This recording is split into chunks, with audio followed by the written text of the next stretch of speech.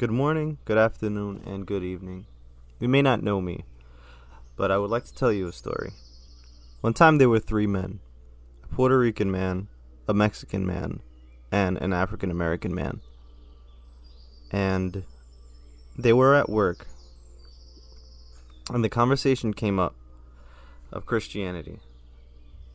The African American man and the Mexican man were making jokes, scoffing at how silly it is for Christians to believe that Jesus Christ will return.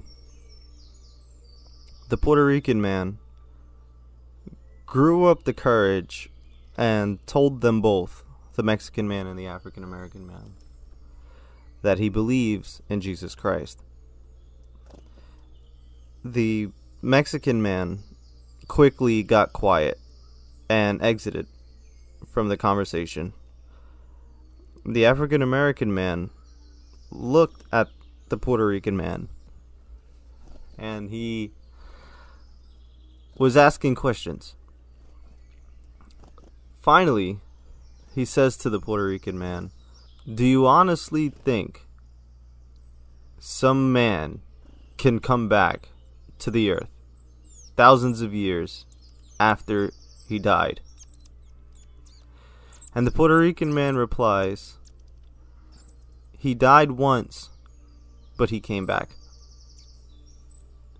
And yes, to answer your question, I do believe he will return.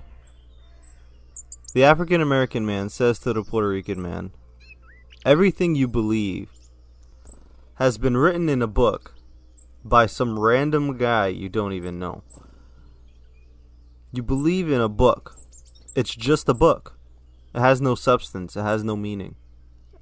And then finally, the Puerto Rican man says, in response to this remark, "What you're saying is silly.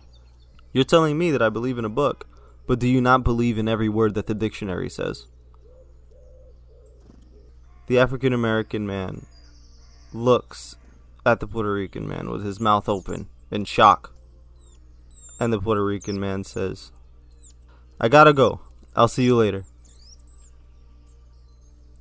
That Puerto Rican man was me. My name is Sartorius, and I hope you enjoyed the story. No matter how many people will stand up against you and try to get you to question what you believe in, God will always have an answer for you, and He will always come through and help you right on time. 1 John 4:4 says, "You are of God, little children, and have overcome them, because greater is He that is in you than he that is in the world." If you need any more reassurance, you can also take a look at James 1:12, because I truly feel that this is exactly what happened to me. Blessed is the man who remains steadfast under trial. For when he has stood the test, he will receive the crown of life, which God has promised to those who love him. In that moment, I know I was under trial. So, I would never want to deny God. And I don't think you should either. Because I don't think when the time comes, you would want him to deny you. Thank you for listening. Have a wonderful day.